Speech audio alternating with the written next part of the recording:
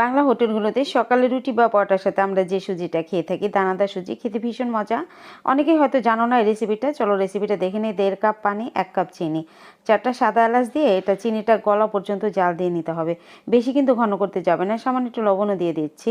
এবার দেখো চিনিটা গলে গেছে, শিরাটা এখন নামিয়ে নিয়েছি।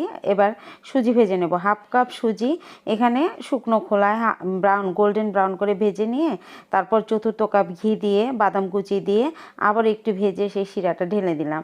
শিরাটা এখন সুন্দর করে সুজির সাথে মিশিয়ে নিতে হবে। আর এখানে অরেঞ্জ ফ্রুট কালার আমি দিয়ে দিলাম, মানে এই কালারটাই কিন্তু দেওয়া হয়ে থাকে এই বাংলা হোটেলগুলোতে, এই কালারের, এই জন্য কালারটা দিয়ে দিলাম। এটা অপশনাল, চাইলে তোমরা নাও দিতে পারো। আবারও একটু বাদাম কিশমিশ দিয়ে দিলাম। দেখো হয়ে গেছে, কতটা দানাদার, কতটা সুন্দর। রেশিওটা মনে রাখবে, রেশিওটা মনে রেখে যদি বানাও তাহলে আমার মতো তোমাদেরও এত সুন্দর দানাদার সুজি হালুয়া হবে।